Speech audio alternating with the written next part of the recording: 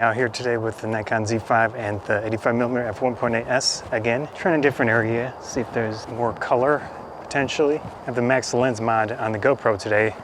It's gonna do something else, but change of plans. Might go into aperture variety for simplicity, but I think I should set a minimum shutter speed here. One thing I'm not super thrilled about with the current Nikon cameras, their autofocus box in phase detect mode is still pretty large, so it has trouble focusing on smaller objects. In some situations you do have the pinpoint autofocus, but that's contrast based as far as I understand it. Not ideal. As you can see today I have the lens filter, no hood, out of convenience, and just I didn't even think about it. Oh yeah.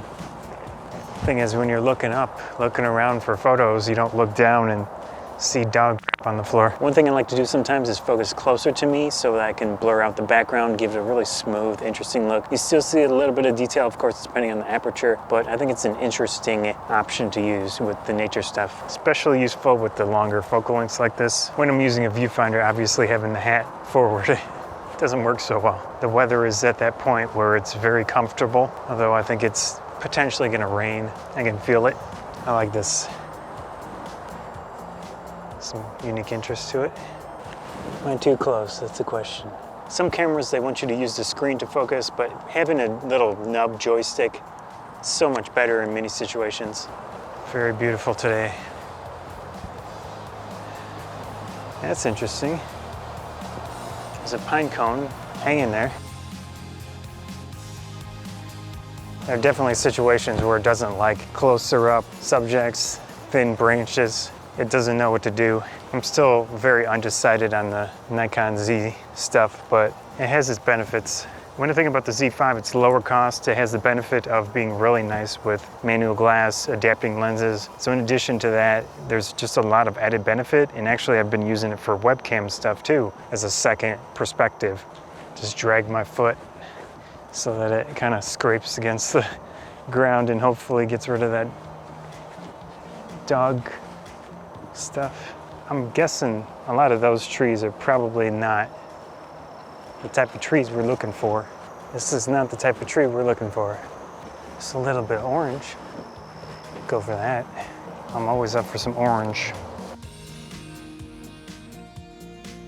Currently, my settings are set up to use the focus ring. When you turn it, it turns into manual focus, which actually in that situation was good because the camera wasn't doing what I expected or wanted it to do. Usually I do turn that off though, because it can get irritating when you're moving the ring when you don't intend to. It's like a normal bark on the bottom, and then it turns into the white. Very interesting.